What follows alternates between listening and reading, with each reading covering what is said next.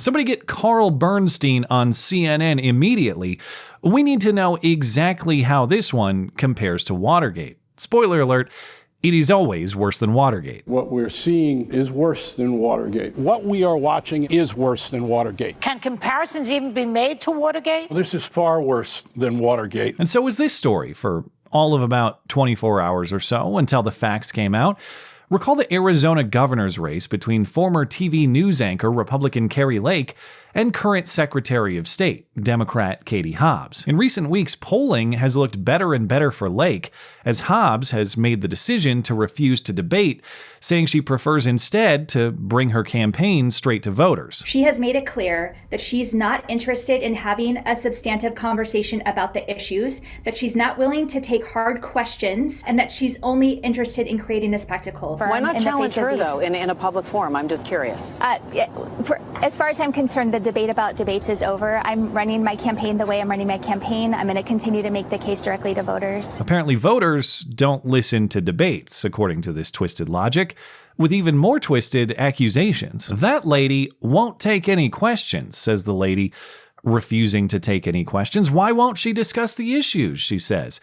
While refusing to discuss the issues, that crazy person is only about spectacle, says the supposedly sane person now creating a spectacle, because spectacle is exactly what happened in this race this week at Katie Hobbs' direction. Since the traditional means of competition are being discarded, the diversion sideshow gets emphasized. And so, at least momentarily, Kari Lake wasn't just an opposing candidate with bad ideas against which to argue. Instead, she became criminally adjacent, at least indirectly responsible for an attack at Katie Hobbs' campaign headquarters. Late Monday night, somebody broke into Katie Hobbs' campaign office in Phoenix.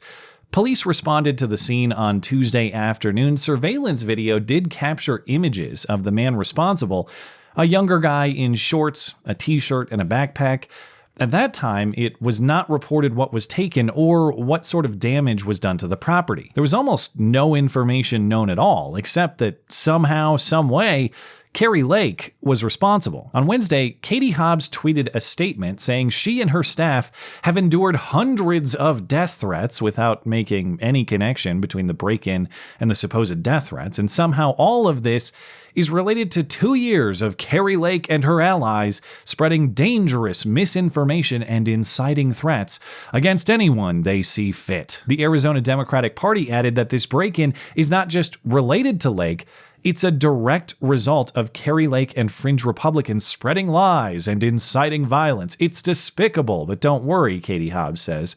It didn't work. Well, it's not just that it didn't work, it's that it didn't happen. Almost none of this happened in the way they're describing, and what tiny pieces of truth there may be are entirely unrelated to one another. At the time these statements were made, there were no connections between these claims of fact, and as we'll get to, there still aren't any now. But at some level, that is politics, exaggerating or distorting facts to suit an agenda or a narrative. That doesn't make it right. It just means that it's common. Almost every campaign ad does that, even if it's not as thoroughly made up as these statements are. That is what politicians do. But the trouble is, that's what the journalists do now too, even if they tell you that their job is critically challenging this sort of claim in search of the truth. NBC News, Newsy, The Guardian, Axios, and more, all uncritically repeating this accusation, making unfounded connections between this burglary and not just Kari Lake, but voter intimidation at ballot drop sites, questioning election integrity in general, and the FBI monitoring threats to election officials. Now, of course, all of those connections, likewise, were inference, speculation, assumptions, some of them with no basis in evidence at all. Kari Lake responded with a press conference on Thursday accusing reporters of ignoring shifting polling numbers to protect their preferred candidate. This was the real news yesterday that none of you wanted to cover. We're 11 points up. You're in a frenzied panic because your chosen candidate is not winning. You didn't want to cover this, so you had to run with a completely garbage bullshit story. And Kari Lake even called the case a Jussie Smollett sequel at an event the day prior. That is absolutely absurd. And are you guys buying that? Are you really buying that? This just sounds like a Jussie Smollett part 2. Well, with the rate of hoax hate crimes persisting, I think it's probably closer to Jussie 2000 than it is to Jussie 2, and even that may be a low-end estimate. But of course, this is where the speculation and conjecture finally crossed a line, and fakery became bad again. How dare you make a false accusation, says the falsely accusing Hobbs campaign. Kari Lake's preposterous allegation that the break-in was staged is unfounded.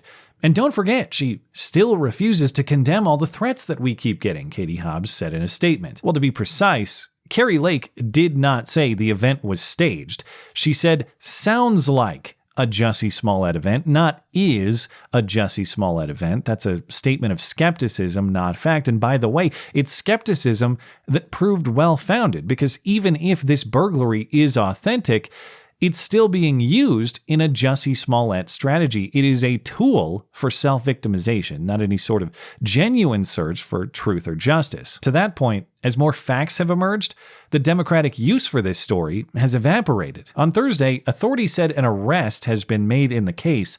36-year-old Daniel Mota dos Reyes. Surveillance images from the scene were also released. A police officer recognized Reyes in these images because conveniently he was already in jail after an arrest on Wednesday in a separate burglary case. Turns out he's a transient who's been walking around stealing stuff all over, and in the case of Katie Hobbs' office, he took a computer mouse, a computer keyboard, and a camera.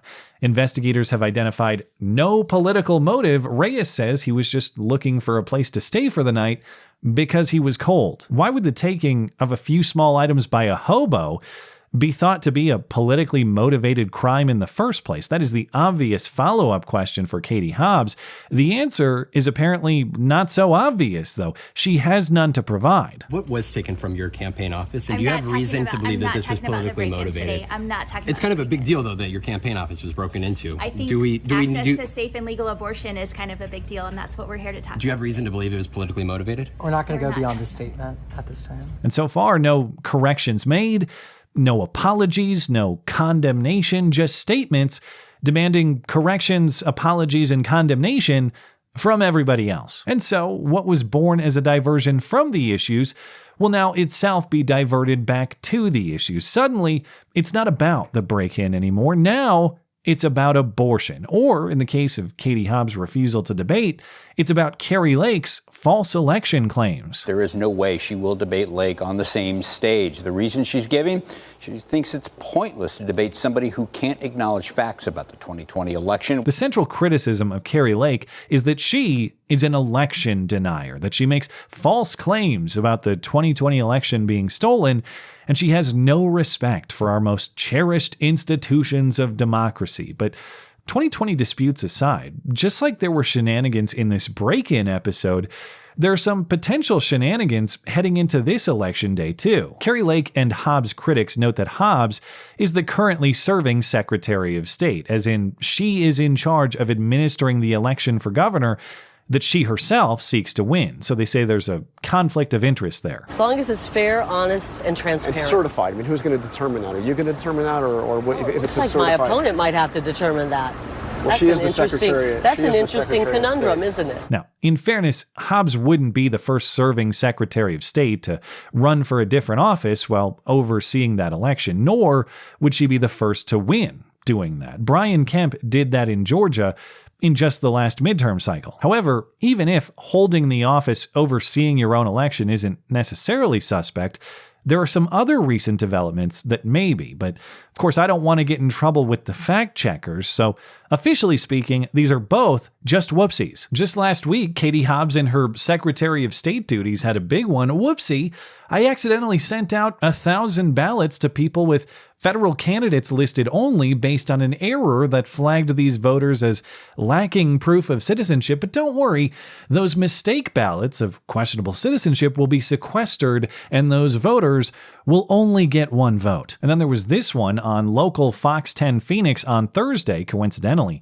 Kari Lake's former employer During a story on housing costs, the station put up a graphic showing Katie Hobbs as the projected election winner based on some ostensibly real vote count. According to rental site Zumper, the median one-bedroom apartment in the Big Apple goes for more than $3,800 a month. This copy of the clip is a little low res, so it can be hard to see, but yes, there is the race called for Katie Hobbs, receiving over 1,250,000 votes, 53%, a result that defies polling predictions. The little red check mark there confirms it. And in response, Fox 10 said, yes, whoopsie, this was simply a test run of their systems with hypothetical test results for the upcoming election. It was never meant to go on air, and it will not happen again. They are working on this system which distributes data from the Associated Press in preparation for Election Day. Oh, excellent. So the fake numbers